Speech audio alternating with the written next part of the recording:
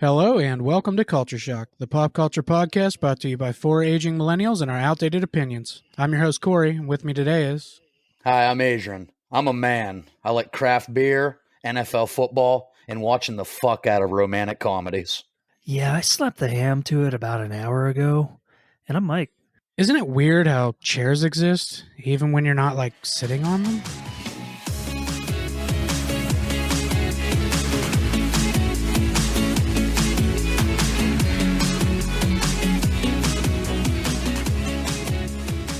I know what that's from, and I can't think of it. I don't know what that's from either. It's when they're high in the hotel on Knocked Up. Oh, He has all the chairs lined up. Aren't these chairs great? There's 7 different chairs in this room. There's 7 different types of chairs in this room. I don't like this one. 12 kids. That's not funny. It's a horror movie. the character that I quoted's name is Mike. Well, if you didn't gather from the opening and the little bit of tangent we just went on, we're talking about romantic comedies. We figured with it being Valentine's Day here and all, The Day of Love. They're actually some of my favorite movies, which is funny because you're all like, Mike hates love. And this is going to be a perfect example now. I get to show you guys that I don't. This has been a 69 episode long joke just to say Mike loves love. I just hate when it's done wrong, which every fucking thing we've talked about up to this point, for the most part, has been done wrong. Wait. You're telling me Attack of the Clones did it wrong? Fuck, you got me there. My bad. no. Here's a question. Is Attack of the Clones a romantic comedy? Because you have the romance. Technically, it does. You have the romance angle.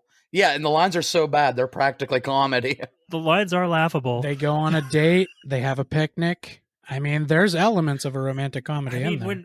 When somebody says, I hate sand, it's coarse and it gets everywhere. How do you not laugh at that? That's classic comedy. That is up there with I'll Never Let Go.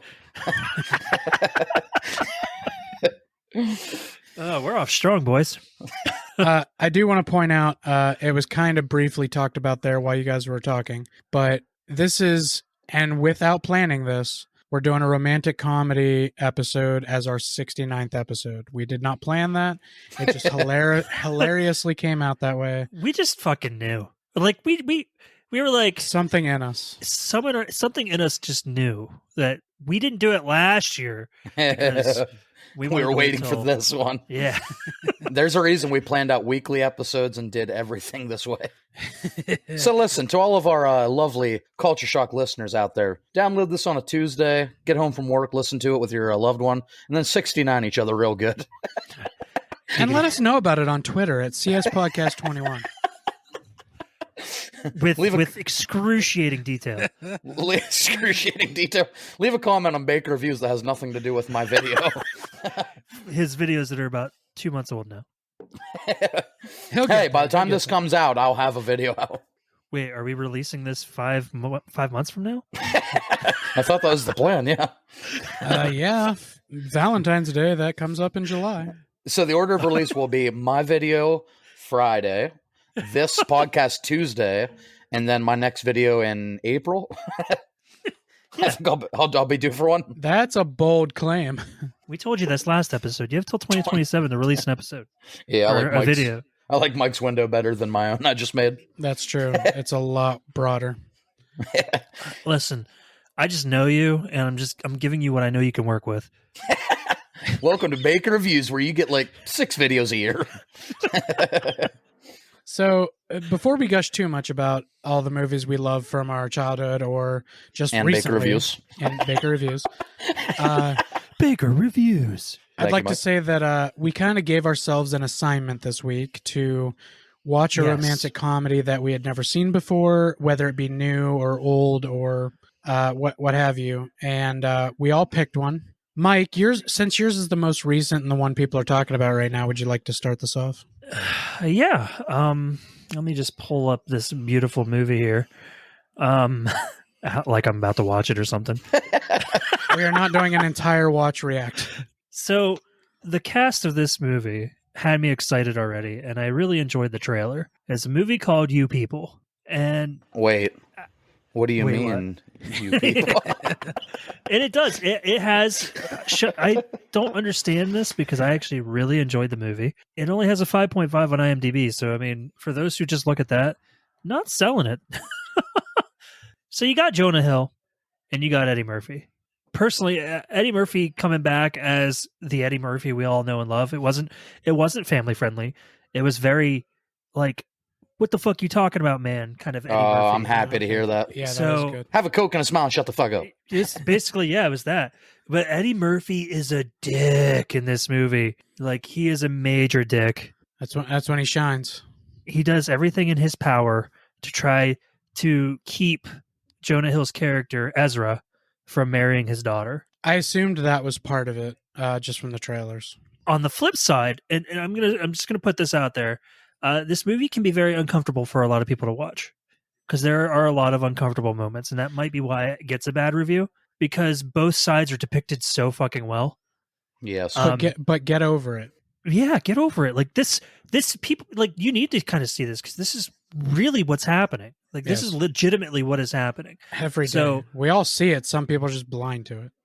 Adrian thought I was going to talk shit on his girl that's in the movie, Miss Dreyfus. Yep, Julia Louis And I'm not. Dreyfus. She played the part really well, which was an ignorant white female to the black culture. Like So she took she notes did from not- grammar. yeah, she did not realize. Well, no. Giddy up. She was trying really hard to be accepting of, Ezra's fiance, but the problem is everything she was saying was so offensive without her realizing it was offensive. So she's portrayed as one of those people. That's a pretty Yeah. common trope in like interracial relationship and TV or movies. It's pretty common. So she's not like outright ignorant, but she's doing No, it without even she's- realizing she's She's ignorant in the definition in the dictionary as not of enough ignorant. information. Yeah, she's oblivious. That's what I meant. Like, I Yeah. used the ignorant in the correct, like, actual. Yeah, the way ignorant is. Yeah. So, but the problem with that is, and you can completely see it when you're watching the movie. His fiance, her character's name is Amira, and she eventually says to his mom, "Yo, I'm not like this new toy for you to show off to your friends." Like, and Yeah. that's kind of like how she treats her. And so there are definitely, like, the movie's funny as fuck. There's so many funny moments. And there is actually something really cool I want to talk about after I get done talking about this. But there's just a lot of cringeworthy moments that make you kind of go, "Oh my God, I can't believe that was just said." Like, that you're literally watching it going, and you feel how you would feel in that situation. Yeah. And if you're a person that gets like high anxiety in those situations, you're not gonna be able to get through the movie. You want to like crawl out of your skin? See, Yeah. I really like moments like that in movies where I'm like, ooh, where I'm uncomfortable. Yeah. So I really think you both will enjoy the movie. Because, like I said, it has a lot of funny moments. One of my favorite moments is in the beginning. Ezra Miller, Jesus. Oh God, here we go. I'm mixing names now. You know how I am with names. Ezra, played by Jonah Hill. My apologies. He's Jewish in the movie. He's at it's a synagogue. They have that's their church. Yeah. See, I believe that's. I'm what it's called. oblivious. I'm ignorant to Jewish culture. So, excuse me. But after the service. I think they also still call it temple. Oh, it might be the Jewish temple. I think. After the service, they're Temple all of sitting there Doom. talking, and then this really old guy's asking he's asking Ezra. He's like, "You have a girlfriend yet?" And he's like, "No, not really. I'm doing this and doing that." And he's like, "Well, aren't you missing? Don't you like pussy?" And he's like, "Yeah, that word coming out of your mouth, it's starting to make me question whether I do." Yeah, that line's in the trailer. That's good. That was actually the first line in the trailer that was like, "Oh yeah, I kind of want to see this movie now." Like that cracked me up. There's a moment where there's again another older gentleman's talking to him and asking him if he's circumcised, and that he's like, "Well, come to the bathroom and let's see." And he's like, "No, I'm good, thank you. I know it's all right." He's like, "Well, let's just check on it anyway." And they're like, "No, I think we're good." And then his mom comes up, being who she is, and it's like, "Oh yeah, he's in a lot of trouble right now with people saying that he's done some stuff to them." And he's like, "Well, that makes a lot of sense since he just offered to take me into the bathroom and look at my penis." And she's like, "Oh no, I'm sure he's fine." He's like, "I don't know. I think I'm going to be siding with the accusers here." Yeah. At that point, I think I might. And she just kind of like blows it off because again, she's like a very ignorant person. Like, she is just stupid, oblivious to what's going on. it's just that there's a lot of moments, but the really cool thing, which I did not know about this movie going in, is that Ezra, Jonah Hill's character, is on a podcast. Oh, wow. Okay. Yeah. So he does this podcast with a friend of his. He's a black friend. And that's what their whole podcast is about, is them talking about black culture. So they argue back and forth about certain things. And at one point during the movie, like, his friends, like, black people and white people will never be able to mix together in this volatile climate that we have right now. Like, it's getting bad. Like, it's getting bad again. Yeah. And it's true. Like, it's very true. But it's really cool. Like, he quits his job. Like, he works at like this.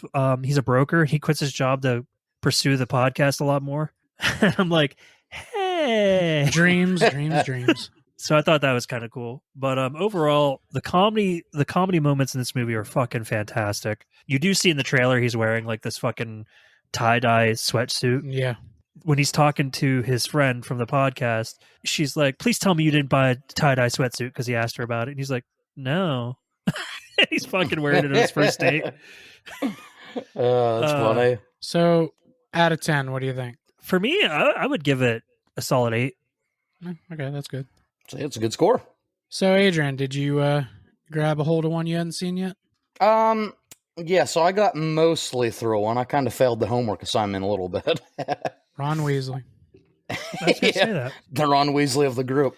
But I was taking a drink. Which, by the way, Knock at the Cabin. Great. Rupert Grint. Yeah, I want to see that so bad. Yeah, so was that a romantic comedy? Anything's a romantic comedy if you're twisted enough. Yeah, no in the sense of romantic, but also no in the sense of comedy. Oh, okay. So no, I'm going to go with no.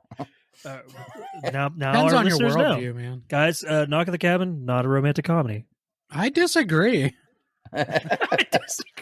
Yeah, so I watched most of, which this title always threw me off. I had no idea what the fucking movie was about, but I watched Crazy Rich Asians from 2018. That was actually on my list of ones I was thinking about watching for this. I vaguely remember that, and remember thinking that title sounded stupid as fuck. I thought it sounded stupid, and then it started winning all kinds of awards. So I was gonna check it out, and I picked something else.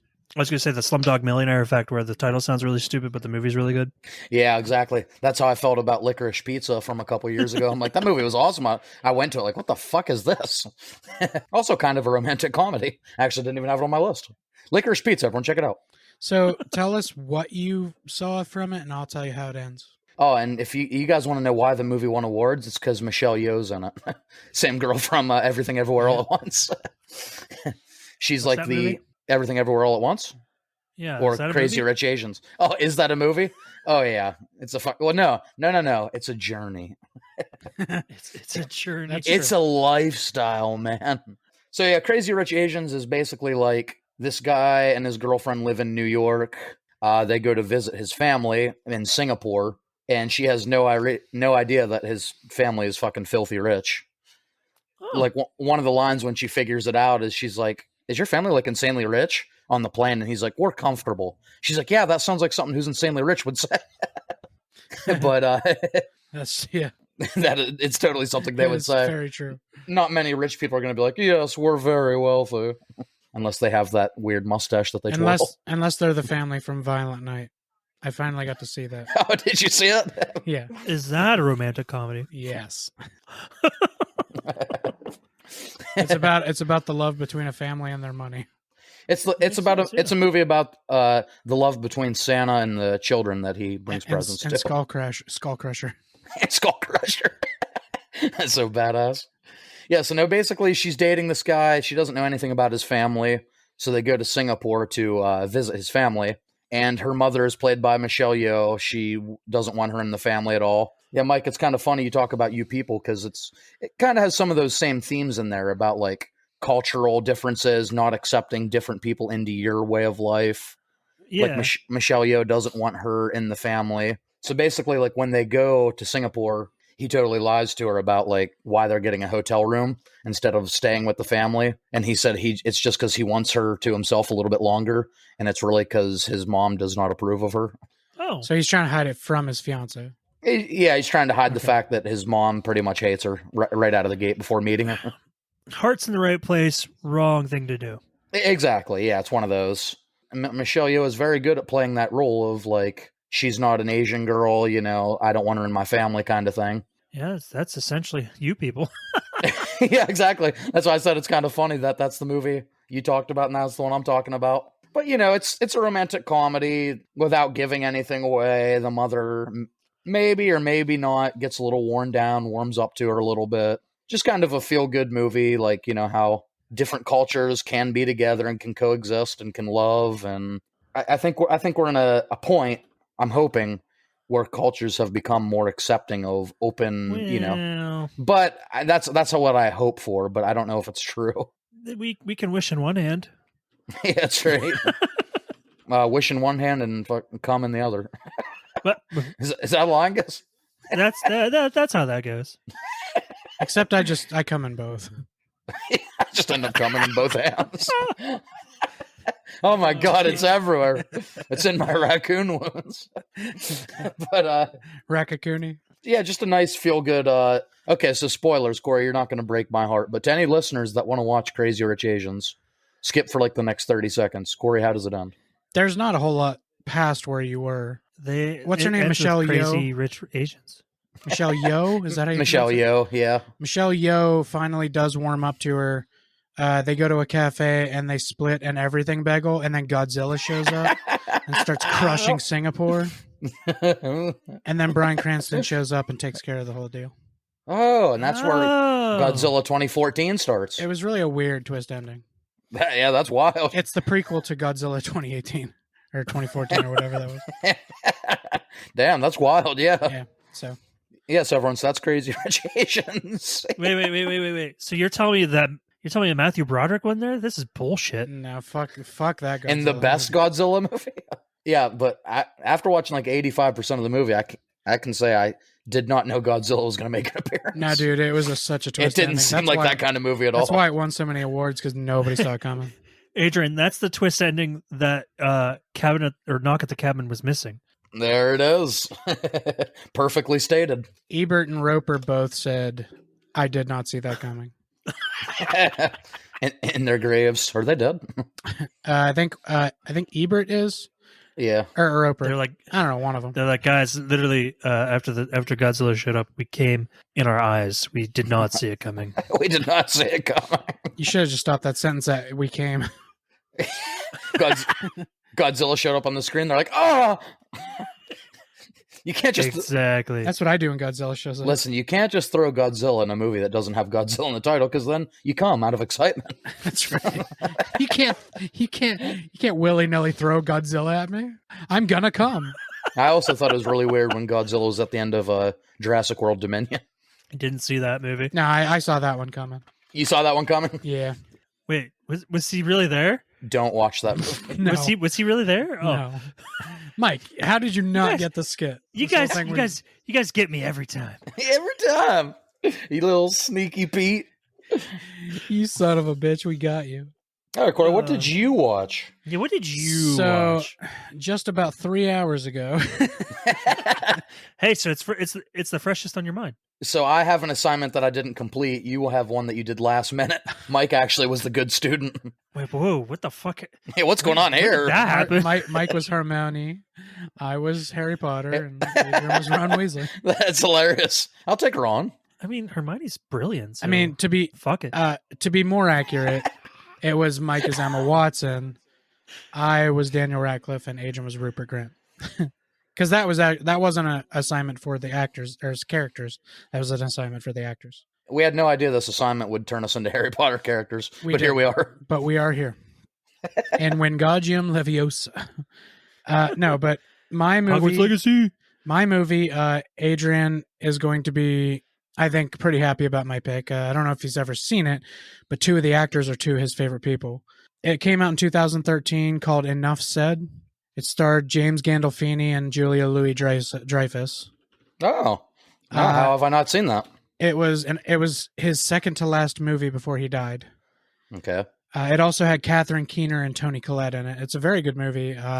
Is James Gandolfini and Julie Louis-Dreyfus the two like love interests? Yes, they are. Yes. Oh, okay. They meet each other at a party, and it seems at first like neither of them are into each other because they literally say, "I'm not attracted to anybody at this party." To each other. Hold on. So after all those years of shitting on George Costanza, she ends up with a guy that kind of looks like George Costanza. She mentions in the movie at the beginning that she doesn't know if she's going to go for it because he's a little fat. Oh. So there's a little bit of fat shaming at the beginning of the movie, but every good movie starts with a little fat shame. Yeah. But they meet at this party, and then he ends up asking for her number. But she also meets Catherine Keener at this party, and Catherine Keener is like this renowned poet who everybody knows.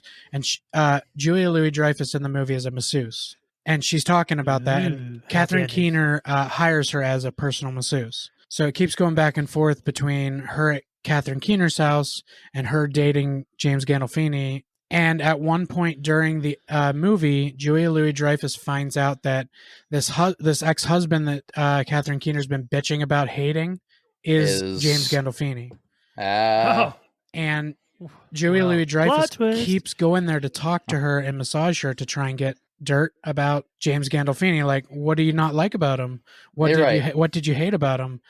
And she within the relationship, it's actually a very cute relationship. I like it a lot. Throughout the relationship, she starts picking at the things the ex-wife didn't like because she's noticing them. Oh, and during this whole thing, both of their daughters are about to go to college, so they're dealing with about to be empty nesters too. So they're both sad, and hanging out with each other seems to be providing a lot of comfort and good times. And she finds out that all these different things that he did that ruined their relationship, it was just stupid, trivial things that happen in a relationship that isn't good anymore. But she went to this party and he did a couple of them, and she just started laying into him about these things, like telling him she was going to get him a calorie book for Christmas, and he should watch what he's eating, and he should do this and do that. And he gets offended, obviously. But the next day she's at Catherine Keener's massaging, and the daughter shows up. And when the daughter walks in, she recognizes this is the guy that dad's dating, or the girl that dad's dating. Yeah. Catherine Keener gets all upset, and then Tony Soprano, Jesus Christ. The gabagool. He basically was Tony Soprano at this part, because he walked in, noticed she was there, and asked what was happening. And he deduces through that conversation that all the stuff that she was picking on and all the things that she's been saying over the last couple of months has been information she's getting from the ex-wife. Yeah, from the ex. And she shows up to try and talk to him, but he says, "You hurt me with all those things you said. You broke my heart. You really did. Now I'm going to break your fucking arm." Exactly. Why were you trying to destroy us why were you trying to destroy us instead of protect us? Why were you just picking on me? Yeah, why are you finding things when nothing's wrong in our relationship? Like, why? And he basically tells her, we're done. You hurt me. And as she's walking out, she's bawling. Very good acting by Julie Louis-Dreyfus. She was very sad. She looked legitimately sad. Looked at the daughter, and the daughter said, "Look, it's just that he really liked you." And that kind of hit her even harder, and she walked out. And is it like a bittersweet ending? No, well, actually kind of, because at the end, she drives to his house, and she's kind of just staring in his window, and he notices. Wait. It doesn't end by the screen fading to black, does it? Somebody walks in and you hear a gunshot. with Journey playing, "Don't Stop." But he sees her, picks up a plate, and walks back to his kitchen. So she thinks, oh, he's still really mad about this. Yeah. She goes to drive away, and he comes out of the house and kind of calls her over. And they're sitting on the step talking about how they missed each other and how their daughters are coming back from Thanksgiving. So it's been a few months. And then it kind of fades to black with them sitting on the step together. So you don't know if they get back together, but it's kind of implied that they do. But overall, the movie was pretty fucking awesome. I had never even heard of it. I don't know how this one passed me by. But I was looking at the best rom-coms, and it was like the 9th highest on Rotten Tomatoes of all of them in history. Oh, wow. So I was like, I got to check this movie out, and it was damn good. So 1 to 10? It was definitely an 8.5 for me. Romantic comedies are kind of, I love them, but they're a little lower on my list because... Yeah, I was going to say, is this like a romantic comedy scale purely, or like just movies in general? Movies in general, 8.5. If you do a romantic comedies, it's probably a 9. It's pretty damn good. But movies in general, I'd go back a notch because I'm a little more into the more serious movies at the higher rankings. Like, I don't even put comedies too high to the top. Right. I'm more of a serious person when it comes to my movies being excellent. And by the way, this one got a lot more love from people than You People. Not that that means anything. I'm just because we talked about the score of You People. What it has a 7 on IMDb and 95% on Rotten Tomatoes. Critics loved it. I really hope that doesn't just come from him dying shortly after. I really hope that's a legit scale because the movie is beautiful. It's a great movie. As far as You People goes, the critics' consensus is that it has an outstanding cast and plenty of comedic potential, both mostly wasted on a picture that dithers between social commentary and romantic commentary, or romantic comedy without fully committing to either. So they're saying it was too much of a message. There wasn't enough comedy behind the message they were trying to push down your throat. Okay. So it makes me think that they're just upset that, you know, we don't want to read your, we don't need your message, man. We just wanted to laugh. So they're like, they don't go full in on the message. They don't go full in on the comedy. They're saying they don't commit fully to either Which, side. to me, I think it's a perfect balance between the two. So the critics can fuck themselves. Fucking movie fucking critics and reviewers are the fucking worst. Baker Reviews, youtube.com. Baker Reviews. We already know I hate movie critics because most of them hate Marvel stuff. So fuck all of them. Fuck all of them. You People is not the only movie that I watched over the last week or so. Okay, what else? It was a romantic comedy. That was the only one that I watched that I hadn't seen before. You got one. No, I'm saying that's the only one that I hadn't seen before was You People. The other two that I watched in preparation for this episode was I did find a way to watch it, Corey. A Lot Like Love. The Ashton Kutcher and Amanda Peet. Brilliant movie. To me, it's so good. And it was so good to Amber too that she wanted more of the movie. When it ended, she's like, "Well, what happens now?" Well, there is no more of the movie. Yeah, in fact, you can't find it anywhere. Yeah. I mean, I was on the phone with Mike for about 20 minutes the one night trying to figure out how to find it for him to watch, and I could not. The licensing behind that movie is so fucking strict that you can't find it like anywhere. Yeah, it's crazy. You cannot stream or even rent to stream it anywhere. Where did you find it? So anyway, we watched this movie. I like that answer. This movie dates itself because it has Ali Larder in it. Oh God! Remember when she was the thing? I do. Yeah, that's his sister, right? I think so. She was a big part of Heroes. I loved her in that. Her favorite line was "You're such a dick" the entire time. So that was like her most common line. But Kal Penn's also in it. He plays Ashton Kutcher's business partner. This movie also dates itself because Ashton Kutcher is talking about how he thinks the internet's going to be a big thing, so he wants to sell diapers. I think it caught on. And this movie also dates itself because Danny Masterson was still free. Relevance, Your Honor, relevance. Ashton Kutcher, it was a stretch. All right, I'll.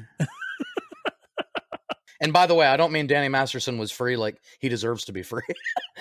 I don't want people to misinterpret that. My boy was still free back then. I'm gonna. Oh, you're editing this one. Shit. I was gonna say I'm gonna take that one file there. He's free, damn it. My boy is free. I was gonna isolate it and just put it on the internet. Well, Corey, you can still download these. Oh, that's files true. and I can still download them and do that. All right, Adrian's like, fuck. Baker Reviews is ruined. Either this is going to kill my YouTube channel or it's going to blow up. That's true. Bad PR could still. But I don't think I want those subscribers though. Maybe not. A Lot Like Love is actually one of my favorite romantic comedies. I've watched it on a periodic basis. Actually, it's just a really good movie. If you two don't know what it's about, have either of you seen it? Yes. I saw it a long time ago.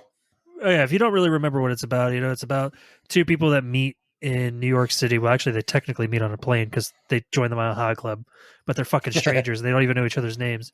Nice. She just broke up with her boyfriend. So that's what love's all about. Random fucking plane hookups. I think that's what she was just looking for. Yeah. Something to get over her boyfriend. If that's the case, I've fallen in love like 3 times. Who is her boyfriend at the beginning of the movie, which is uncredited, is played by Norman Reedus. Oh, really? Which I thought was kind of cool. Yeah, it's just them meeting each other periodically over like a 6-year span, and how the timing is never right for the two of them. It's a sad commentary, but I mean, we all know what that's like. We've all been there sometimes. I can't say I'm not going to necessarily say that there's ever been a situation I've been in where that turned out to be good, but nope, me neither. we do know that. I mean, I'm sure we've all been in that situation one time or another. where like we're like, fuck, the timing just wasn't right. I did have one, yes. So it was kind of like, it's really cool because that's real life. That a lot of romantic comedies isn't real, and that's one of the reasons I love this movie is because it's very real life. That's a great point. That's what I find like a lot of my favorite romantic comedies. It tackles more realism. It's not just like fairy tale. Everything's happy and. Which brings me to the one I saw, 40-Year-Old Virgin. Oh, I did. I watched that one too. That's the only other one I watched during this week span where you had this.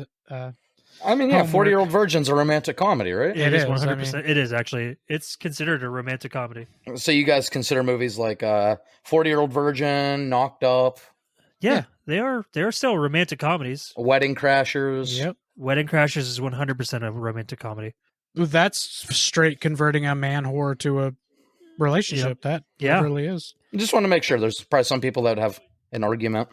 People would say that Wedding Crashers is about them crashing weddings. So the whole point of that movie is Owen Wilson's character trying to get this girl to be like fall in love with him while trying to he actually struggles with the dilemma. Like, I need to tell her who I really am, and I still need to keep playing this guy that I'm pretending to be. Yeah. So that's actually then struggles when he finds out his best friend fell in love with the girl that was while he was telling him not to fall in love with the girl, he was falling in love with the girl.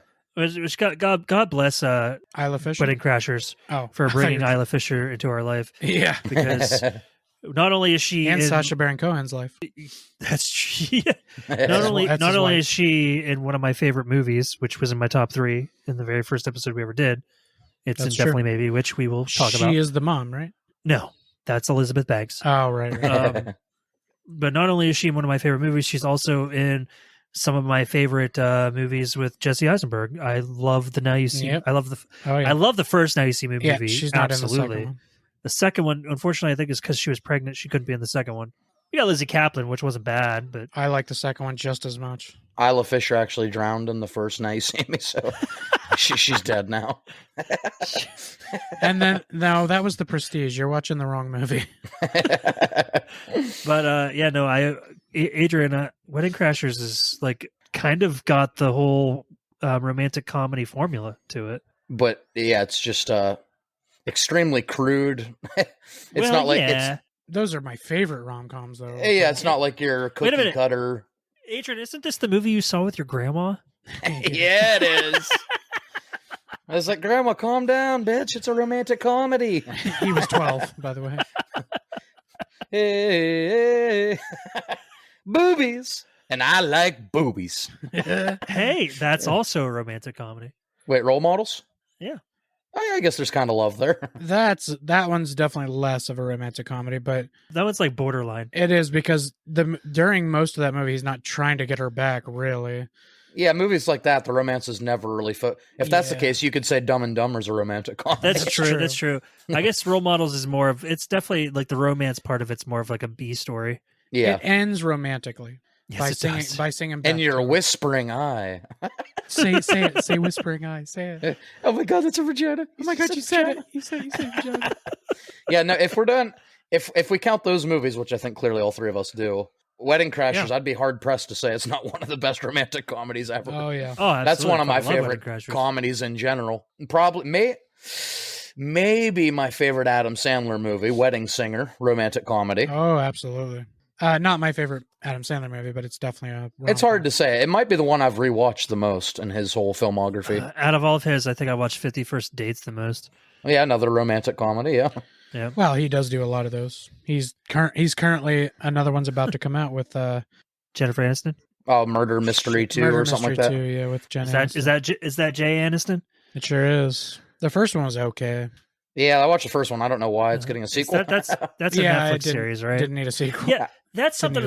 Romantic comedies should never get sequels. like, what are you gonna do? Do the same movie again? I think everything I have written down here doesn't have a sequel, so I think I agree with you. Yeah, I never really thought of that. Like even one that I have is Forgetting Sarah Marshall, which they kind of did a sequel of, but it's not romance at all. No. Get him to the Greek.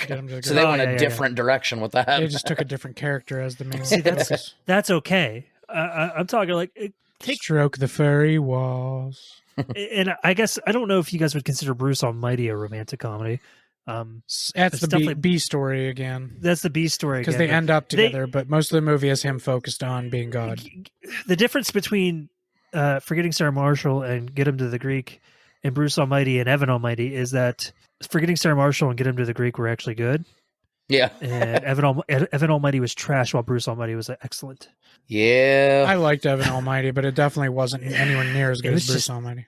Yeah, I don't know, man. It just you don't have to explain it to me. It's okay if you didn't like it. I like the character. I like Steve Carell's character more in Bruce Almighty as a douchebag. Yeah. Like, Evan Baxter. He's a douchebag, and then you're going to make him not a douchebag. I'm like, Evan Bastard. Evan Backstabber. Evan Baxter, rather. I love it. Brilliant. Do you like jazz, Bruce? One of my favorites. Yeah, absolutely. I can hold this note all day. There was a movie. So one of Amber's favorite romantic comedies that I ended up watching was the first one I watched. And just for a disclaimer real quick, a lot of these movies we're not going to talk in great detail about because we will eventually do actor spotlights on a lot of these people. Yeah. And we'll talk about these movies more. Well, this particular movie, I don't see us ever talking about again in an episode. Because unless we do a Reese Witherspoon spotlight. Oh, nope. That'll be episode like 612. Fuck, now we penciled in. She's been in better stuff the last 5 years than she ever was. Fuck, now we have the Berenstain Bears. We have Reese Witherspoon locked in sometime in the future. Oh my God. And I think I said episode 600 something for both of them. So you said 612 for Reese Witherspoon. So yeah, and Berenstain Bears was 600 something. We better keep a list, guys. 10 years from now, Tim's going to be like, hey, remember when you said you guys were going to do that Reese Witherspoon? He will fucking remember. Fuck. We're gonna have our fucking ideas for content page 10 years planned. Like, damn, these guys are efficient. But the one that she had me watch with her, which I actually really enjoyed. I don't remember enjoying it as much the first time I saw it. Sweet Home Alabama. Sweet Home Alabama. Yep. Yeah, I know that's where you were going. And the actor, not Patrick Dempsey, although he was all right in the movie too. But the other guy who really doesn't do much or hasn't done much, he was really good in that movie. I don't understand why he hasn't done anything since then. Really. I can't remember his name, which is the other guy. Was that Will Ferrell or Mark Wahlberg? It was The Rock. Oh, sorry. It's the Rock. Yeah, why hasn't that guy done anything since? The Rock. I wish he'd be in more stuff. Said nobody ever. He said nobody ever. Nothing against The Rock, but Jesus, dude, slow down. He's in 3 movies a month. Josh Lucas. Have you guys seen him in anything else? Yeah, he was in that other one. Okay. He's in other stuff, but I can't remember. He's in a movie called Ford versus Ferrari, which I wanted to see. Oh yeah, and he's in Sweet Home Arizona. Okay, and he plays young John Dutton in one of my favorite TV shows. So Sweet Home Argentina. What's the TV show? Yellowstone. Oh, okay. Sweet Home Aruba. Sweet Home Aruba, Jamaica. He was very specific to his career. He just wanted to do movies with Sweet Home and then an A.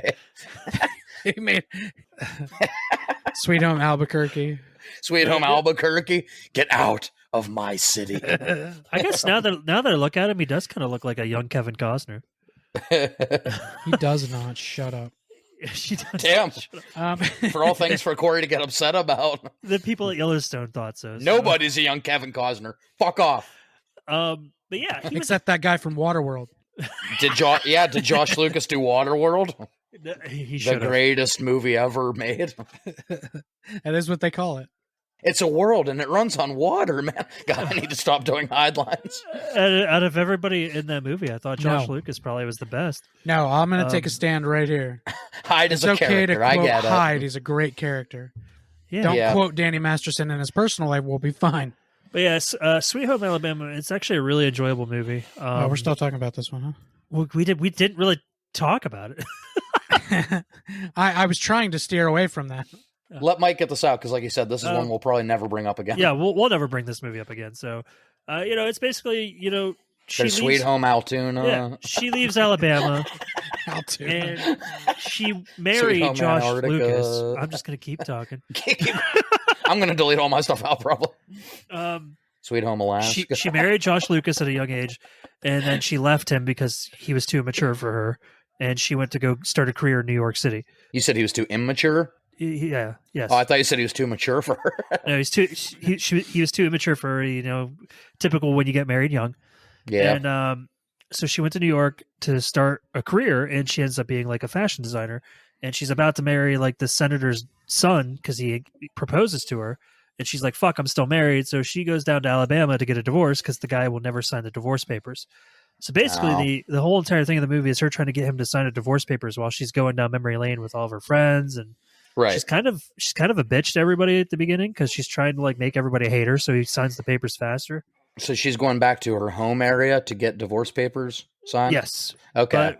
But what they don't tell you is that, her husband, because they are still married, while she was gone, went out of his way to make himself a better person and wanted to prove to her that he could be the man that she always wanted him to be. And that's when she runs into Kevin Costner again. But, he doesn't. He refuses to tell her about any of that. Sweet Home Anchorage. because the way that she is when she shows up. He already said Alaska. I got more specific. Sweet Home Juno. No, these are supposed to be A's. God damn it, Mike! Did you miss the whole theme of my joke? Somebody had to kill jokes in this episode. Mike Craig, joke killer. But yeah, that's basically it. Obviously, eventually she realizes, oh my God, he's like really awesome now, and they stay together. I do think it was weird at the end of Sweet Home Alabama when Godzilla showed up. I saw that one coming. You saw that one coming? Act 2, I saw Godzilla's definitely showing up. Oh my God, it's Godzilla in Alabama. He's just popping up everywhere now. How many of them are there? Sweet Home Albany. Sweet Home out. There's Sweet Home Africa. Sweet Home Allentown. There, Mike, you get it. Now he's getting it. I did it. Hey, Tim. Timothy, Tamantha. there was Corey, Timon. you get it. Dude, it's not funny still. Corey's on board. No, now. I was trying to, but it's just not. Corey not remembered this joke all this time, but he said it's not funny, huh? Tim. I don't think so, Tim. There it is. Oh yeah, guys, don't worry. One day we'll do a home improvement episode. That'll be episode 473. You can cut this if you want. Shit. But I remember all the things at the beginning of doing this podcast we thought were going to be running jokes forever, and we kind of just matured past them. And now we're like, oh my God, remember this? Remember this? Remember this? Mike, the question is, does Sweet Home Alabama have a horse in it? What if a horse played? Does it fuck a pumpkin? Wait. Yeah, that's Sweet Home Alabama does have a horse in it. Oh my God, I have to rewatch this movie. There's Civil War reenactments. Oh. There's a couple horses. At any scene, does a horse play Reese Witherspoon?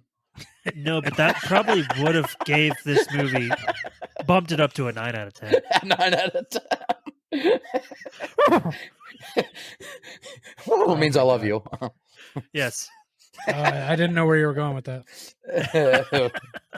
A little. We have to throw in a little culture shock lore for our fans. So that's the extent of the movies that I watched before leading up to this episode. Obviously, I've watched a shit ton over my life, but those are the ones I've watched recently. What brought on Sweet Home Alabama? Was it just like a random watch? It was. Does Amber love it? It's one of Amber's favorites. Okay. I guess the other, because I watched it for Christmas time, and I did say I was going to talk about this. We won't talk about it a lot, but one of my favorite rom-coms is Ghost of a Girlfriend's Past. Yeah, that's a pretty good movie. Again, that's one I know the general. This is, I'll be honest, as many rom-coms as I do like, it's probably one of my weak points as far as my movie knowledge. I don't think I watch as many as you guys. I think you'd really enjoy that one. Very young Emma Stone's in it. Yeah. She plays Ghost of Girlfriend's Past. Michael Douglas is in it. He's Matthew McConaughey's uncle. And what the hell is that guy's name? He's in Road Trip, and he's in Garfield. Bill Murray. No. Tom Green? No. God damn it. I gotta look this up. Hold on. Yep. You think I remember who's in Garfield? He plays Dave, or I don't fucking know who played Dave. There's Sweet Home Atlanta. That movie sucks so bad. What, Sweet Home Atlanta? That movie fucking kicked ass. No, sorry, that one was great. Breckenmeyer. Oh, Breckenmeyer. Breckenmeyer. Yeah, I like him. Breckenmeyer.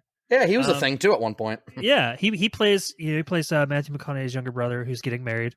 I can kind of see them looking a little bit alike. So the premise of this movie, Adrian, just real quick, is Matthew McConaughey hates love because he was scorned by past shit, and so he became a man whore. Yeah, because that's what his uncle taught him, Michael Douglas. He's like, you don't want to get involved with women. You just want to, ditch him, like find him, ditch him, or whatever. Like, the whole thing. Like, as Willem Dafoe once said, "Do what you got to do with her, then broom her fast." Yeah. Sam Raimi Spider-Man. Great advice. So I had to get it in there somehow. Yeah, that's basically what his Uncle Wayne did in the movie, and so when he shows up to this wedding, he's kind of just bad mouthing marriage and shit all like the entire time. Meanwhile, the whole point is these ghosts visit him to try to be like, don't end up like the ghost that first shows up is Michael Douglas. Oh, okay. And he's like, don't end up like me. Like, is it like alone. Past, present, future? Yeah. They show his past, what led up to it, which Emma Stone is the one that leads him through that. Present is completely done by Michael Douglas, I believe. And then the future is just Kevin Costner. Yes, absolutely. And Waterworld. Or Godzilla. Oh, Matthew McConaughey. Why am I seeing a ghost of Godzilla? Matthew McConaughey saw Godzilla and tried to give himself CPR. He's like, mm-hmm. Nice. But no, it's overall, it's one of my favorite movies. Wolf of Wall Street, a romantic comedy if I've ever seen one. It's one of my favorite movies to watch around Christmas time. So it's definitely, I would put it in my top 5. That movie has nothing to do with Christmas. What? Wolf of Wall Street? It's a twist on the Charles Dickens Christmas story. Didn't we just talk about last week or the Welfare episode? We said there's just been so many retellings of the Charles Dickens. Here's another one. Add it to the list. That one's not different. It's kind of the same. Yeah, that one's basically the same, except instead of Christmas, it's girlfriends. I'm not going to go into the two movies. First of all, do you guys have a favorite like rom-com ever? Oh, it's so fucking hard. Because it's in my top 3. Mike definitely has an answer. Go back to episode 1 to hear Mike's, I guess. Yeah, Godzilla versus Mothra. Exactly. Godzilla versus Mechagodzilla. Yes, and when Mothra finally realizes that Godzilla is just there to protect her and not fight her. Yes, it's so touching. They have so many Moth Godzilla babies. And then when Godzilla's like, oh, can you imagine Godzilla with wings, like huge moth wings? Actually, that would be terrifying. That would be terrifying. They fly now. Fuck you, Rise of Skywalker. Yeah, and like you guys figured out with me quoting the Tim joke, Adrian quoted it. He loves it. Yep, he flies now. and somehow he's Spot back on Godzilla. Somehow Godzilla has returned. Because I actually, all right. Oh god, all right, we've spent more than enough time talking about Attack of the Clones and Rise of Skywalker. Moving on. They're romantic comedies. No, Corey, but my favorite romantic comedy is Attack of the Clones.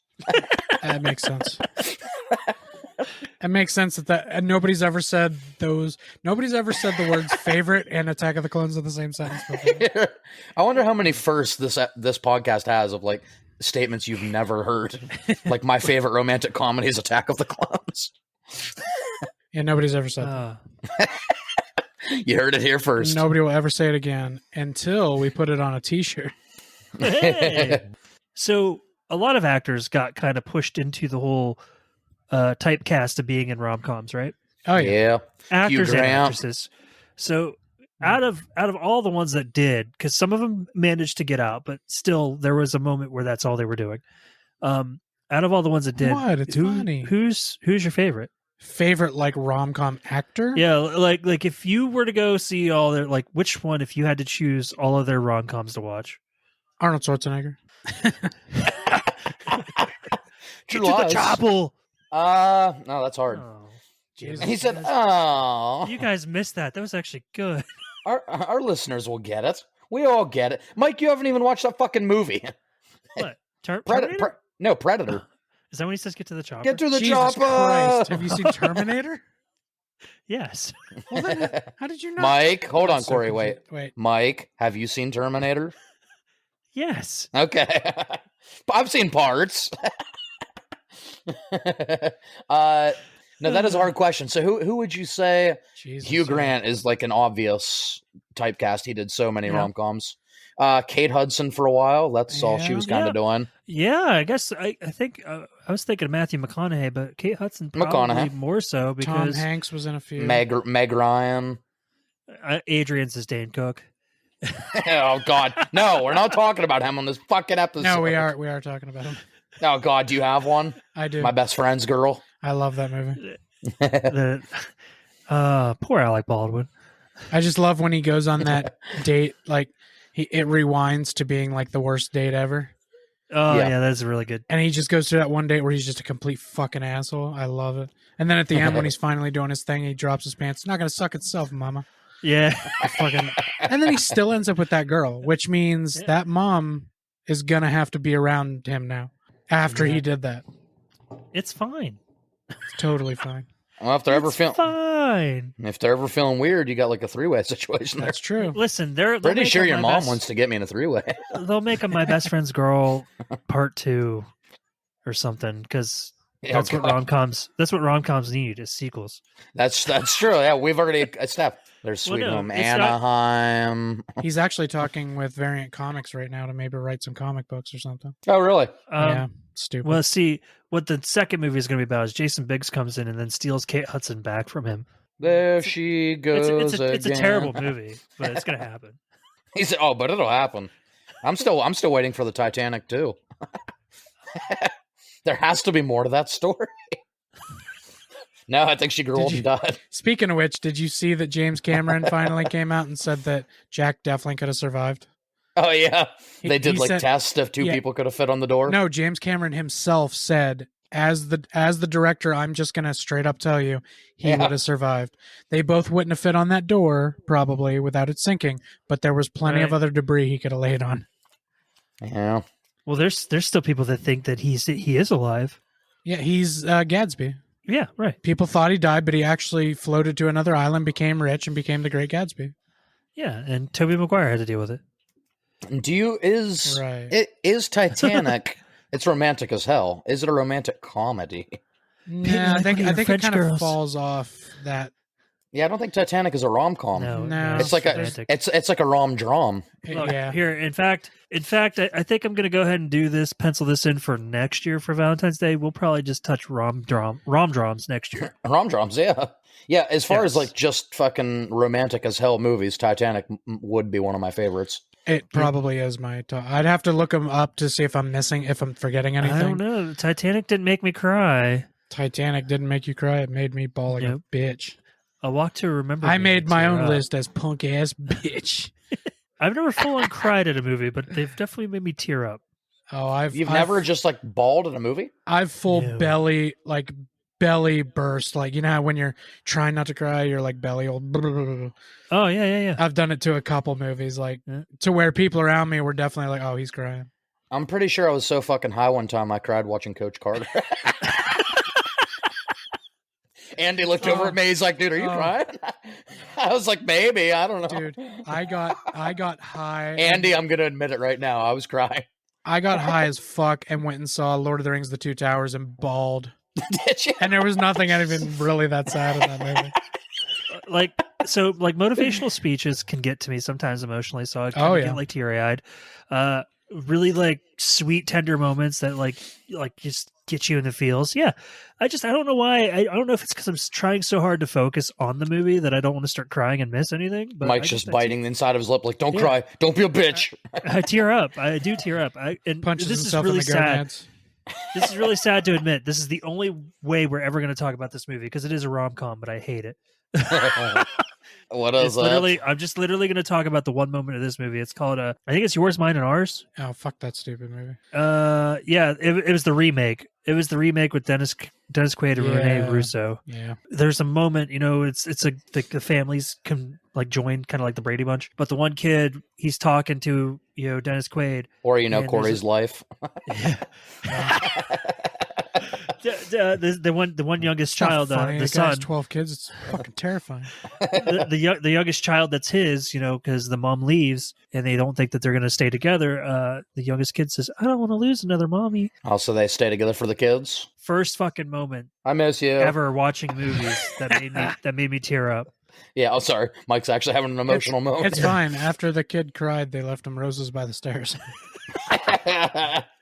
Our Blink-182 met us back. They did that to really show I mean, that she cares. That she cares. That is all we will do to talk about that. That movie will never come up again on this podcast, I hope. Also, for the record, I love that I used Willem Dafoe saying broom or quick on a episode that's supposed to be Valentine's Day themed. That kind of tells our audience where I'm at and where you guys are at. Here's the ironic part. We're not going to talk about the movie Valentine's Day. No. That's one of those. We've talked about that. That's one of those collaboration movies that should have been way better.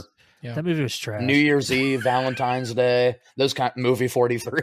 See, guys, here we are again. There is an exception to the rule, Adrian. Movie 43? And that's movie 43. It's great. I love I love romantic movies when they're done right, and Valentine's Day was not.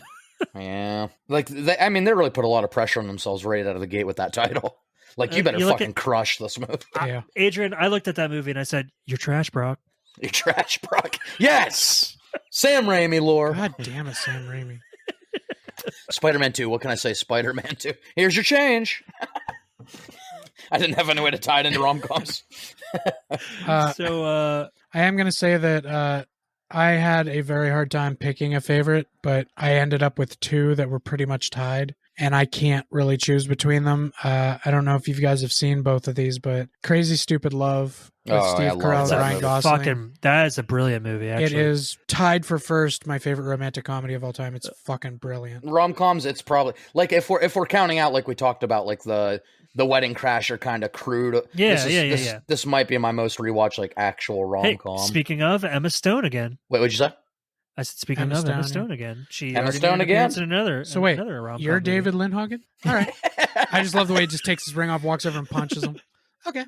They do that scene so brilliantly, like at the end when all of them meet up and he's fucking putting him in a chokehold, and then Ryan Gosling puts him in a chokehold.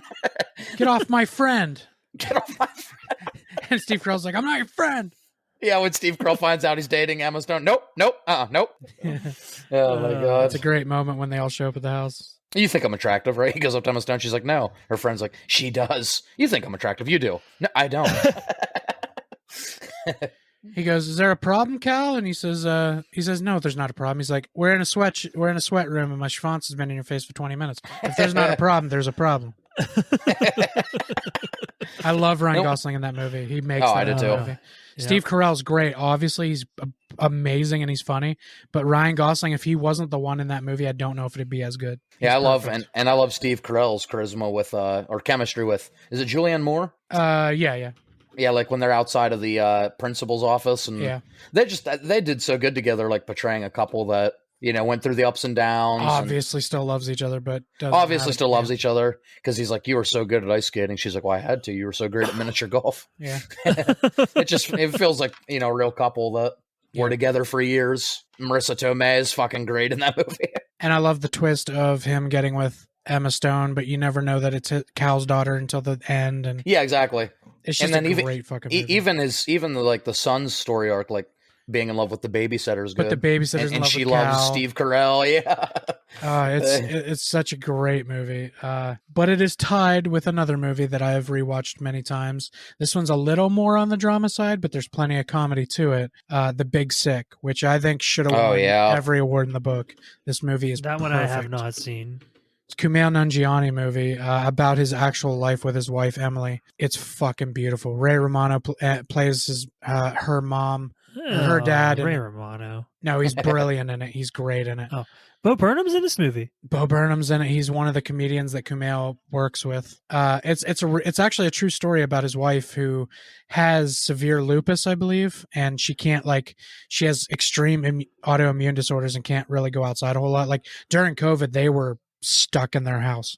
Kumail and Emily could not go anywhere. They were stuck because she can die very easily. Well, they started dating when they were young, and his family's very typical Indian who wanted him to be with an Indian girl. Yeah. And did not accept Emily at first, which in real life, they accepted her pretty quick, actually. Yeah, they had to make it a little more dramatic. But they had to make it more dramatic, like the mom was upset by it. He says, do you know what we call an arranged marriage in Pakistan? Marriage. That's it. Because she gets offended about it. The way they meet is like he's doing a stand-up set, and she heckles him. But he comes over to her, and she's like, so what if, what if I yelled out, like, oh, you're great in bed? Would that be a heckle? He said, yes, and it would be true. There's a point where, like in real life, Emily goes into like this medically induced coma. Yeah. Because she's like dying before they figure out she has lupus. And there's a whole time that was real that Kumail was there with her, and he had to call her parents and have them come. That's how they met. They didn't even know she was dating anybody, and like they all stayed in the hospital with her, and they became real close in real life. And in this movie, it's a little more like back and forth between them. In real life, I think they kind of got along right away, but in this movie, like there's back and forth, and there's this fucking beautiful scene, and I'll never forget it, where Kumail became an actual actor for me, is when the doctor gave them semi-bad news, and he's trying to do a 5-minute set, and he's just breaking down on stage crying, talking about Emily maybe might not wake up, and he's supposed to be doing comedy, and he's just breaking down in front of all these people. And he actually did a set like that where he bombed because he was thinking about Emily. It wasn't quite as bad as the movie. They dramatized it up, but yeah. And the thing is, like, they were hooking up. When she went down in her coma, they had like a big falling out, so he easily could have that could have been it. He's like, she never heard from him again. But he stayed by her bed like day and night, and she didn't even know he was there because she's in a coma. Big Sick is amazing, though. If you want to see like a real love story, it's literally how Kumail met his wife and how he didn't give up on her when they could have gone their separate ways. Really touching movie, I love it. It's beautiful. I love both of those choices. Like I said, Titanic in a different kind of way. That's another, a story for another day. And again, we're definitely going to do an episode about Leonardo DiCaprio. We're definitely going to do a James Cameron director spotlight. Oh, yeah. We'll talk about Titanic 2 or 3 more times. So, but that would be up there. Another one that is fucking so depressing, 500 Days of Summer, I love, with Joseph Gordon-Levitt. I still haven't seen that. Oh, you haven't? I haven't every time you bring it up, I forget it even exists. Oh, my God. Yeah, it's so good. And it's Mark Webb's debut, his best movie, not The Amazing Spider-Man. Amazing Spider-Man is better, but yeah. So it's just kind of like a story about this guy who, as soon as he meets her, he becomes infatuated with her, and he's totally like smitten. He's in love with her from the first time they meet, and she makes it pretty clear that she doesn't really believe in love. She doesn't want to, have any hang-ups or feelings. It's kind of a heartbreaking movie. Like it's really fucking depressing. It is a romantic comedy, but it's not like a cookie cutter. Everything's happy. Zooey Deschanel is playing Summer. It's just, I don't want to tell you guys anything because it's a movie you have to watch, but it's sad as fuck. Summer's a name. Yeah, 500 Days of. I wondered what that title meant. That reminds me of a movie that isn't so fucking good. That's a romantic comedy. What's up? The 5-Year Engagement. Such a letdown. I've never seen that one either. Corey, you've seen that? Jason Segel. It should have been so good. The last 15 minutes of that movie are actually really fucking good, but it's the rest of the movie that's just awful. Like, it's just like, I was really excited for this movie because one, I love Jason Segel, as we all do, and Emily Blunt, she's amazing too. Yeah. Oh, Emily Blunt's in it too. Yeah. Corey's right. It was a huge letdown, but the last 15 minutes, fucking great. I remember watching it. Like, I can't even believe I made it to the end of that movie. Like, I just kept waiting for it to get better. It should have been better than it was. It had such promise. Like, the trailer makes it look really good.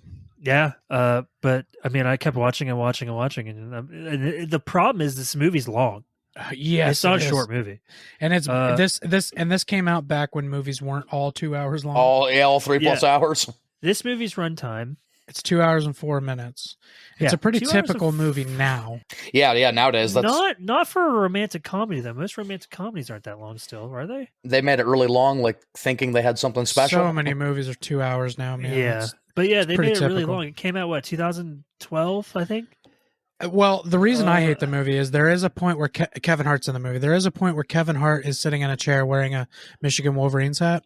Hey. So I automatically was out right there. I got to watch this movie. Automatically hates it for that. Yep. I makes sense to me. There was Sweet Home Ann Arbor. My Michigan fans. Sweet Home Annapolis. James Franco is in that. Wait, Sweet Home what? Annapolis. Oh, okay. They said Minneapolis. I was like, you don't get the joke. No, James Franco and Tyrese. They were totally in that Sweet Home movie. All right, God damn it. We talked about James Franco, Danny Masterson, and Ezra Miller. Well, the Ezra Miller was an accident. That was a funny. I'm keeping that in there because that was a funny slip up. His name is Ezra in the movie.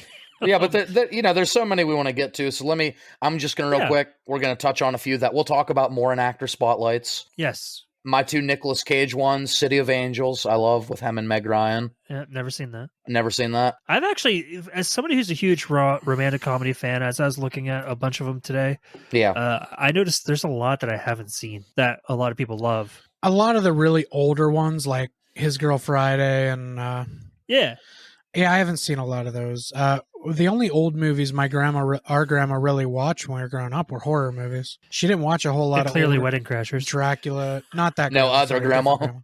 The one we actually lived with growing up. She the only old movies she liked were like Dracula and scary movies, and that's why you guys are into horror movies. Oh yeah, it's our grandma's fault for sure. We have our grandma to thank for Elvis, Michael Jackson, and horror movies. That's right. Thank you very much. There's the joke. My mom used to leave me with my grandma, and she used to tell her, don't let him watch scary movies. She came back one time, I was only 3 years old, and I was sitting on the ground reaching for the TV. She was watching, I think it was Hotel Hell, about these people who run a hotel, and they bury people up to their necks in the back, and they're like their garden, and they cut them up and feed them to the other people staying at the hotel. It's a fucking crazy movie. But my mom, is a great my mom got really movie mad. to talk about. Yeah, I was gonna say, are you guys enjoying our Valentine's episode? Oh, I got lots of those. But anyway, moving on. There's a Valentine's Day movie for horror. My Bloody Valentine. Yeah. That's the good one, because there was another one just 3D. There was another one just called Valentine, which was really fucking awful with David Boreanaz. Well, there's always really bad horror movies, always. But the Nicolas Cage one, when we do an actor spotlight, City of Angels, we'll talk more about that. Really, also kind of a really movie that ends on a down note. Are you telling people that we're going to do a Nicolas Cage actor spotlight? Yeah, it'll probably be 3 episodes long because he's so great. Fucking so much to talk about.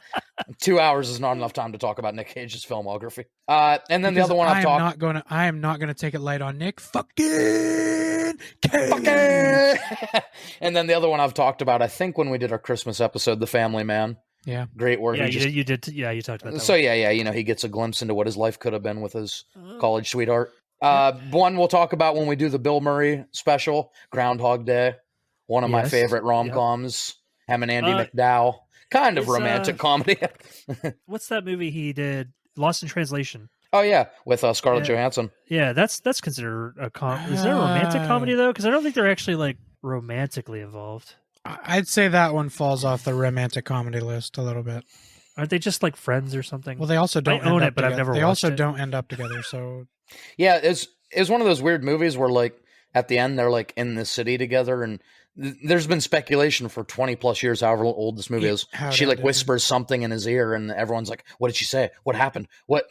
Yeah. It's just one of those weird endings. People have been trying to like read her lips and see what she's saying. It's a really good movie. It's a decent movie, but that's the same reason I left the movie The Breakup with Vince Vaughn and Jen Aniston off this list. Yeah, that's not really rom-com. Because it kind of ends with them not together, so... It was less of a rom-com and more of whatever the opposite of that would be, a breaking up movie. It was just a comedy. It was a comedy. It was a comedy, but there was romance in it. So it was a com-rom.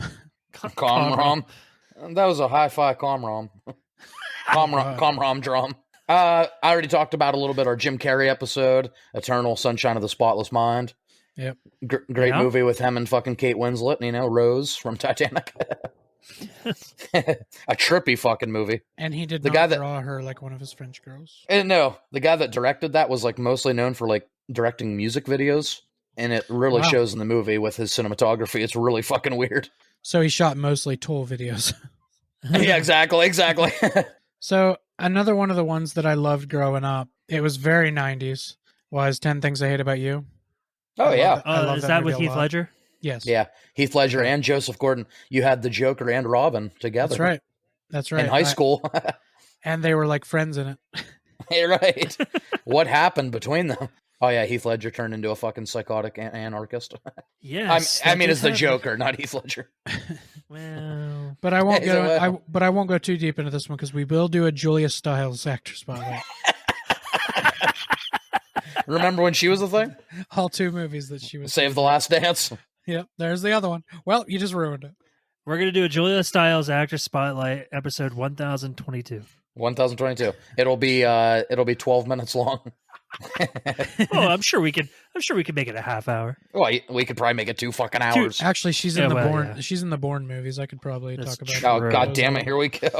Corey, we will do an episode on those together. Yeah, I like those movies a lot. I fucking love those movies. Corey, since I talked about Groundhog Day, did you ever end up watching Palm Springs with Andy Samberg and the mother from No, How I Met Your didn't. Mother? I didn't. Christine Malato. Yeah, Christine Milioti or whatever. Yeah, it's very... Something or other. Spoiler, she's the mother. Everyone's like, fuck! In Friends. So, someone probably started fucking watching How I Met Your Mother because of our old episode, and they're like 2 seasons in, they're like, shit! If they listen to those old episodes, though, they already know who the mother is. We Oh, talked fuck. about it. So maybe they started watching the show just because, and they're listening to this episode. They're like 3 seasons in, like, oh, fuck, it's not Robin? It's not. Oh, Sweet Home Alabama. Back in March 2022. Yeah, so Palm Springs is like a modern take on Groundhog Day where Andy Samberg's just like stuck in this time loop. And I like Andy Samberg. Yeah, in the beginning of the too, movie he's is great because he's just acting really fucking like he's not acting like a normal human would act like during a wedding service and everything. Oh, And so it's he's because just normally Andy Samberg. exactly he's acting like Andy Samberg. And it's because you find out it's because he knows his day is going to restart, so none of it matters. So he's just doing these weird fucking things. We start like they're starting in the middle of the story, kind of. Yeah. You don't pick the movie doesn't Okay. start and he gets stuck in the loop. He's already in it. That's a different take. I like that. It's pretty cool. Yeah, at the beginning you're like, why is he acting so fucking like a human would Why not is act? he being an asshole? Why is he being an ass? And then Krista fucking she gets by accident she gets stuck in the time loop because she follows him somewhere that she's not supposed to follow him. So she gets stuck in it with him, and so he has a partner to live every day with the same day. It's Groundhog's Day for couples. Yeah, it's imagine if Andy McDowell was also in the time loop with Bill Murray. Yeah, which would have been Oh, right. crazy. Which Bill fucking hey, Groundhog's Day too.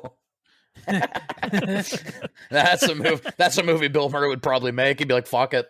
That's a movie that actually could work as a sequel, though. Oh, I could. Imagine a modern day Bill Murray doing that movie, like a Bill Murray that doesn't really give a shit. Yeah. He'd just come and be like, film it, first take, perfect. He'd just be like, oh, this shit's happening. I'll be at this guy's wedding down the street. Do you know him? Yeah. Absolutely not. And Bill Murray would be like, didn't we already make this movie? And then Godzilla. Oh, it could be so meta. Obviously. It could be meta. He could literally be like, I feel like we've done this movie already. Corey, early 2000s movie that I think you love like I do. Will Smith and Kevin James. Oh, are you talking about Hitch. fucking Hitch. I love I Hitch. love Hitch. I Yeah, it's a good love Hitch. It's a great movie. Yeah, it is. It's The on my Date list. Doctor. And of course it has Eva Mendes, so that's my girl. I forgot about that movie. He slaps Kevin James in that movie. He does. Yeah, yes, he does. Which we later find out that he's just really good at that. He's just prone to do it, you know? He's really good at slapping comedians in the face. That movie slaps. To be fair, in that movie, Kevin James did have his wife's name in his fucking mouth. So He did. Kevin James is like, wax the ears, make the pizza. And then Will Smith said, keep my wife's name. That was a weird decision. I wonder if anybody's cut that video together. That's got to be done. Oh, yeah. I'm sure it's out there somewhere. But Hitch is a very, very good movie. And guys, don't worry. We will eventually do an actor spotlight for Will. I almost said Will Ferrell. We are going to do Will Ferrell again. Because we just realized we didn't get enough. Every Yeah, three that's actor right. spotlights, we're just going to do Will Ferrell again. Fuck it. Next actor spotlight's Jim Carrey. No, we're not doing Jim Carrey again. We got him done. Jim Carrey, what a dumb idea. I know. Mike, original. Speaking of original, Sweet Home Austin. There's Sweet Home Austin. Sweet Home Altoona. I think I already said that one. Yes. Sweet Home Angeles, Lost Style. Jesus. Angeles of the Lost variant. Here's one I haven't seen. This is a movie you love, Corey. Would you consider this a romantic comedy? Scott Pilgrim versus the World. You know what? Kinda, because the whole movie is about him trying to fight for Ramona's love. So technically, yeah, I would. He's fighting all of her evil exes, right? The 7 evil exes, yeah. Yeah, okay. There's 7 of them? Is that like the 7 deadly sins? No, it's a. You'd have to watch it to understand. It's a very complicated movie if you don't just watch it. Seriously, I can't explain it to you. Okay, I've heard good things about it. Scott Pilgrim vs. World is hands down one of my favorite movies to rewatch. There's so many funny moments in that movie. That made me think of one that I have not seen that I'm sure you two have with Michael Cera in it. Juno. Juno, yeah. Oh, I love Juno. That's definitely Juno's a rom-com, great. right? Oh, it's definitely a rom-com, yeah. I've never seen it. You've never seen Juno? It's very good. I've never seen Juno. Elliot Page, formerly Ellen Page, says to this day he regrets Juno. Why? Oh, because it depicted him as a vulnerable teenage girl. And at the time, he already knew he didn't want to be a girl, so I think that put him out there too much. Wait, is that the one that is pregnant? Yeah. Juno, yeah. That's Elliot Page now. She transitioned into Elliot Page now a boy. I didn't know. Yeah, that was a couple years ago. Actually was all proud last year to take a picture without a shirt on because that's really he got cool. rid of his chest and everything. There were actually certain fans petitioning for Elliot Page to be Flash. Really? I mean, he if you really ask me, I think Elliot Page looks a lot like Ezra Miller. They're very similar. Yeah, they look very similar. Yeah, so I mean, it would fit, but I don't know why you do that. Just get another person that looks just like Ezra Miller. Yeah, I would prefer them to pick somebody that's actually blonde. Yeah, well, yeah. Yeah, Juno's just kind of a cool teenager, gets pregnant in school, doesn't know what... I'm going to be referring to, when talking about the movies, Ellen Page. So... it was Ellen Page at the time, that's fair. Yeah, so 2 teenagers still in high school get pregnant on accident. Pretty much just like the supportive family. Michael Cera loves orange Tic Tacs. Yeah, yep. And he runs in shorty shorts. Yeah, they're just 2 kids, like, before they're even ready to start their life, they get pregnant, and she decides that she wants to have the baby, but she doesn't want to raise it. She's not ready to. So, like, she's going through different adopted families. Yep. And Jason Bateman's, like, the husband of and Jennifer Garner? Oh, Jennifer Garner, yeah. Yeah, it's Jason Bateman and Jennifer Garner are the family that are thinking of adopting. Juno finds out throughout the movie that they're kind of not happy with each other. Not a perfect couple like she thinks they are. And then she starts to have second thoughts, maybe just keeping it. Yeah, I think you'd like Juno. That's especially Jason Bateman. Yeah, I love Jason Bateman. He is a big part of the movie. Honestly, that might be my first actor spotlight choice. Wait, Bateman. I'm down for that one. I love Jason. Yeah. Also, isn't J. Jonah Jameson the dad? Juno's dad? Yeah, yep. What the fuck's his name? We just told you. No, his real name? J.K. Simmons. Yeah, J.K. Simmons, Yeah. We just told you. No, guys. I almost said J.K. Rowling. Oh, man. I mean, that also... Michael Cera was, like, he was a thing for a hot second. Yeah. Because, he did Super Bad, which... Mike, I'm also glad you brought up Juno, because, like, when you're, like... Speaking of... how did I start that? Because we were talking about one of my favorite movies ever, and we veered away from it. Yeah. Scott Pilgrim. So I was going to transition that myself to Juno, and then when you came in and said, speaking of, I'm like, fuck, I had a transition. And then you talked about Juno. So I was like, hey, that worked out. That also reminds me of, because Michael Cera, Nick and Nora's Infinite Playlist. Yeah, that's a good movie, too. I didn't love that movie. I liked it. I did watch that one. I mean, I didn't hate it. I've only seen it once. I just don't think him and, was it Kat Dennings? Yeah, Kat Dennings. I just don't think they had great chemistry as far as a rom-com. It is what it is. It's definitely not the greatest rom-com out there. It doesn't offend me. I don't hate it, but I was just like, but it's a one-time watch. Yeah, and then one more, this was more of a recent watch for me, probably within like the last 4 months. It's a weird transition, but since we talked about The Big Sick earlier, and what's that actress's name? Zoe, the one that played Emily. Oh, Zoe Kazan. Yeah. So this seems like 2 weird subjects, but since we talked about Zoe Kazan a little bit and Star Wars, Adam Driver, if you guys want to see Harry Potter in a rom-com, like 4 months ago, I watched What If, it's called. I haven't even heard of that.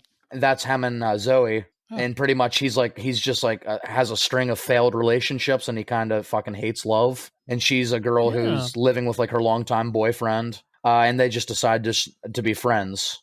That came out in 2013. Yeah, because despite what some people think, opposite sex can be just friends. Yeah. It's true. They really can. Yeah, so they decide they just want to be friends. But the standout, it's a good movie, but the standout of the movie is fucking Adam Driver. He's his roommate. Oh, no shit. Adam Driver, he's just kind of like a playboy. He just has like all the funny lines in the movie. Like at one time they're sitting at the kitchen table and Daniel Radcliffe is trying to have a serious talk with him. Adam Driver just looks at him, he like slams his hands on the table and he's like, I just had sex and I'm about to eat nachos. This is the best day of my life. Which relatable. I've had that day, and it is still the best day of my life. He said, I've had that exact lineup. That day does sound familiar. I smell sex and nachos. I don't want to smell it while I'm eating nachos. Yeah, that's a weird combination. Yeah, sex and candy's okay. Guacamole, pussy. Peanut butter egg dirt. Peanut butter egg dirt. Yeah, so if anybody wants to see Harry Potter in a romantic comedy, he did pretty good in that movie with some really funny Adam Driver lines. Also, this year, What If Season 2 comes out for Marvel. So. Damn it. You got your fucking Marvel in there. But the moment we've won, one of us has been waiting for. Let's talk about the couple Ryan Reynolds ones that are in the room here. Yeah, he has a couple really good ones. He does. He does. There's one, I don't know if it would be considered a really good one, but it's what he's most known for in Germany. Van Wilder is absolutely a romantic comedy. Wait, that's what he's most known for in Germany? Yeah, he said in an interview once that every time he goes to Germany, they're like, Van Wilder, party guy, party animal. And that's awesome. In the fucking dictionary under the raddest fucking dude alive, Jesse Pinkman. he's like still to this day when I go to Germany, they just call me Van Wilder. I think that's kind of cool. I do love Van Wilder. I do. It was I watched that movie before he became my favorite actor, and it didn't make him my favorite actor. It's weird. Not a favorite actor kind of movie, but he's very, very really good in it. Yeah, really enjoyable. Oddly enough, the only thing that was, this movie's saving grace was Ryan Reynolds' Blade Trinity. That's the one that made him your favorite actor. That's the one that made him my favorite actor. Which, again, things nobody's ever said, finally said on Culture Shock. Yeah, guys, I wasn't even saying that as a joke. That's truth. That's legit truth. That's actually really true. Yeah. When there's a Wikipedia page about our podcast, that'll be in there. Van Wilder is definitely a great one to start with. Tara Reid back when she was at the height of her career. Remember when she was the thing? Yeah, remember before she was just the Sharknado girl? Oh wait, yeah, now she's a bigger thing. I forgot. Yeah. One of my favorite moments in that movie, which is not a lot of people's, and I think it's because I'm a very hairy person, is during the naked run. They're standing there, and he's like, "Come on, where's your birthday suit? Get in your birthday suit." Everybody's wearing theirs. Yeah. And then the guy that's really hairy runs by, and he's like, "Except that guy." So I kind of got a kick out of that because I always joke that I was like, "Yeah, I got an extra sweater on." An extra sweater. You got Mike, you got that guy, and you got Robin Williams running down the street. Fucking hairy bastards. And somebody took a blurry picture for proof that Bigfoot does it. Oh, it smells like Bigfoot's dick. I still to this day though can't watch the scene where they put the dog jizz in the donuts. Oh, when the guys are eating it, I can't watch that without kind of gagging. Like the sounds they're making and the things they're doing and the words are saying. Yep. You're like, oh, guy pouring so it in good. his mouth. You're like, oh, it still gets me to this day. Yeah. I think one of the ones that Corey obviously loves just for a simple reason, because this movie itself, as many quotable lines that are in it, isn't that great. Just Friends. Yeah. I love the movie. There's so many quotable lines, but it's not like I would definitely not if I had to give it a real ranking. Yeah, maybe a 5 or a 6. So in your list of Ryan Reynolds movies, it would be nowhere near the top. No, but it is funny. It's got a lot of funny moments. Corey and I will always randomly just be like, Dinkelman. Dinkelman. You know where they got that from? He's Jersey. He skis in his jeans. You know where they got that from? Yeah, Fairly Odd Parents. Newman. Oh, Dinkelberg. Where's my tub of lard? Neat. We're not going to talk about Fairly Odd Parents too much because we will be doing a cartoon spotlight. That's episode 826. I'm fucking down for that. He said, I would do that. But yeah, Just Friends is a pretty good one. You got Ryan Reynolds in a fucking fat suit at the beginning singing I Swear. with a retainer. With the retainer, yep. What's on your mind? Bush in the First Family. But I gotta tell you, as much as I love that movie, Ryan Reynolds ain't even my favorite part of that movie. It's his brother. Is it his brother? His brother's yes, amazing. God, I great. love that movie. I love him. And Mike, is it me or is there something about just the little brothers being way funnier than? Truly, they are way funnier. Yes. What's up, Matt? That's actually if people have never seen Just Friends, my line at the beginning of this episode was from Just Friends, and it was his brother Mike. Yeah. And he's talking about Anna Faris's character. I love it. He's talking about her poster. He's like, yeah, I slapped the ham to it about an hour ago. She has her toothpaste. She's fine. I love the way he goes, she has her toothpaste. She's fine. Mom, get off the phone. His mom is fucking fantastic in this movie. She is great. She's like, what ham did you slap? Not the ham that I got for dinner. Like, The oblivious mother. I just love that during that trip, he goes from the playboy he turned himself into back to his old self. Yeah. And he has Anna Faris is great. Anna Faris is great in that too. Oh my Forgiveness. Oh, she's a psycho. It's in that more movie. than saying sorry. What about forgiveness? Forgive this, you dick. I love him. Just Friends. Tasing him in his own living room. You know, now I'm talking about it and laughing. You know, this movie might be a 7 for me.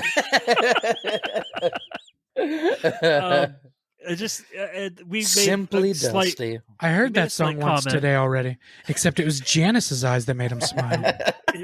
Who's Janice? She's a nurse with really big boobs. That works Really down, at big the, boobs. works down at the hospital. You suck, man. You can't even skate. They're Reynolds. It's these damn Reynolds. It's fine. Don't swear in front of the children. Don't swear for the children. He gets so shit on in that movie. He does. That trope, when that trope works, it really works. Like a person just getting continually shit on. There's something from this movie that I just now realized I still do to this day. Run away Hey, crying when everybody laughs at you. When I close the door on someone, I'm always like, watch your face. Oh, yeah. Because he does it to Anna Faris, so he closes the door. Yeah, watch your face. There's that, and there's it definitely maybe there's something that I always say to people too, but it's not a Ryan Reynolds line. It's his one buddy when they're trying to make pamphlets or something for Bill Clinton because he's coming, and they fucked up or something. Yeah, that's how old And, this movie is, guys. Yeah, He's like a political advisor in that, right? yeah, at or the something like beginning, that? Yeah. He's a political advisor, and the internet in this scene, the internet had just been a thing. Like you hear the dial up, and he's trying to download the presidential seal to print them on these pamphlets because all of their pamphlets were missing the seal. And this guy used to be his boss when he first started, but now they're partners. And he's like, "Well, just paste it on the back of it and make 400 copies." He's like, "Wait, you want me to make copies?" And he's like, "Well, we all make copies at some point in our careers. Your time is now." And he walks away, and the guy's like, "What a dick."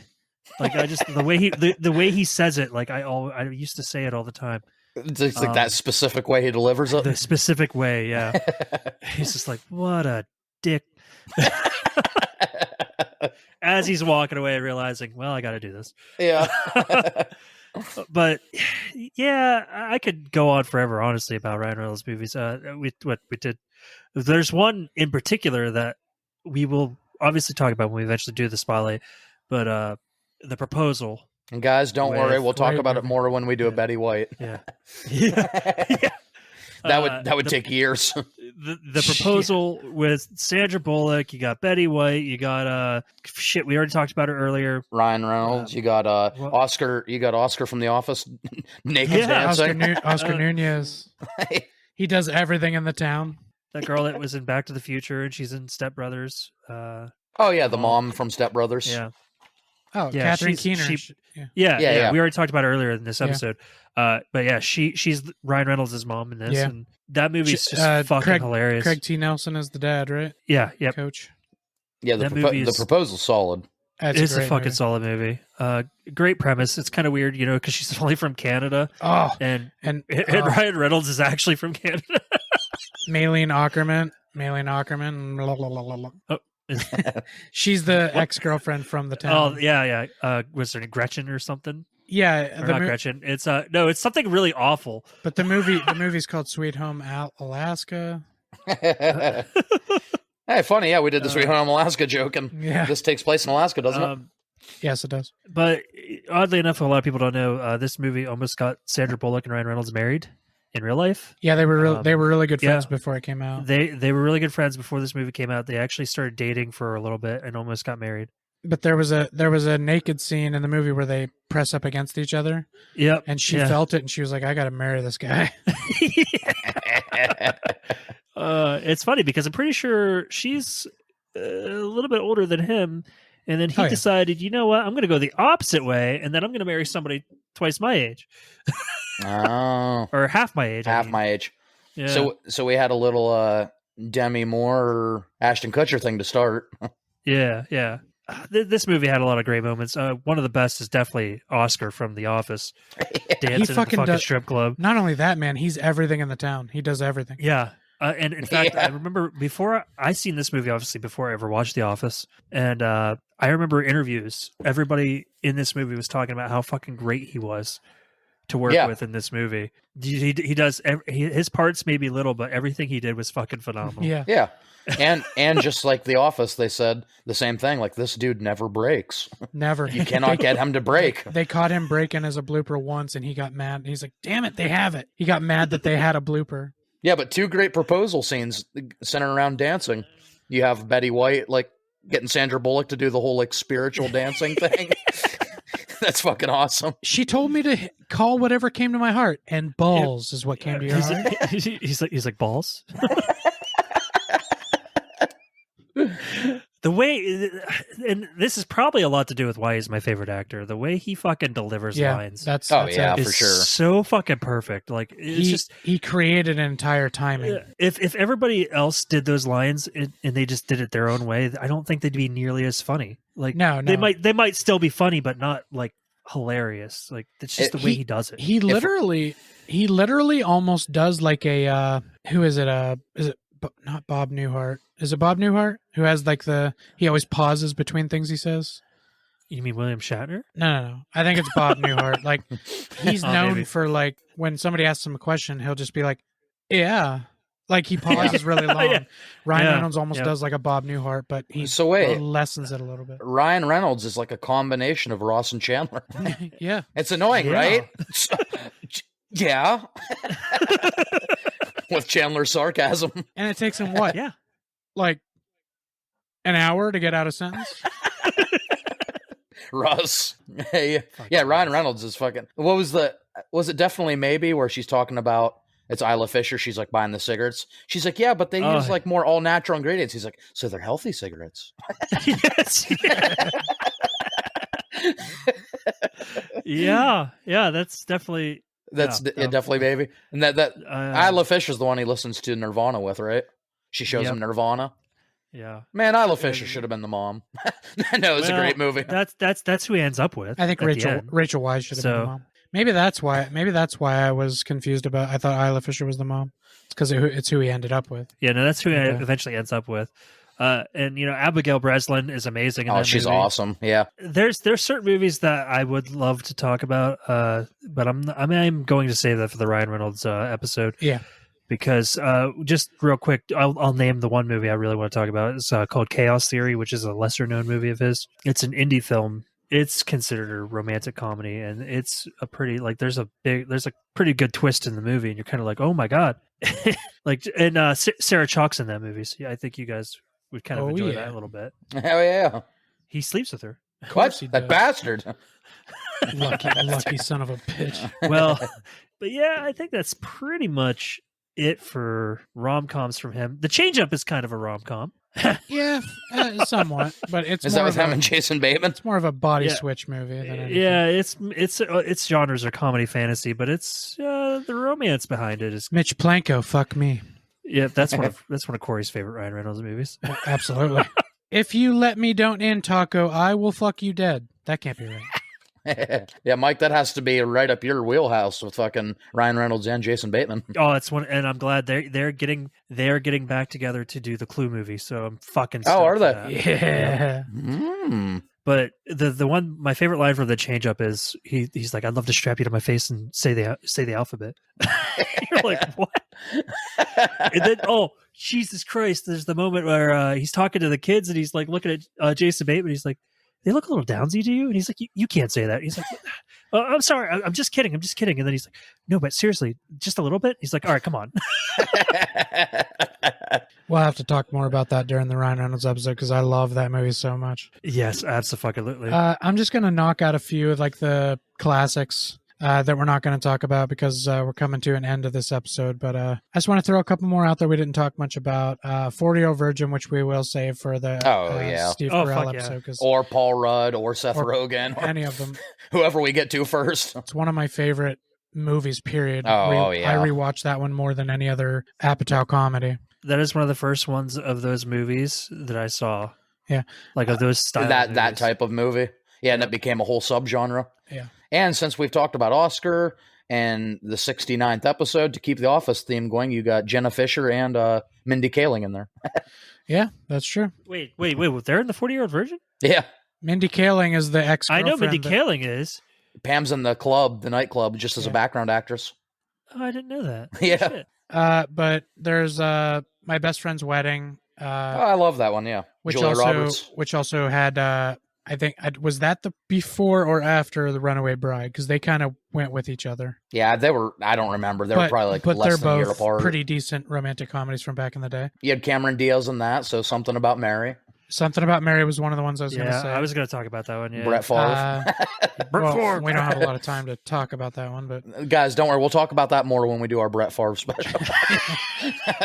Never going to happen. Unless we do a special episode on dick pics that shouldn't have been sent. Oh. Sleepless in Seattle and You've Got Mail. Great movie. Oh, yeah.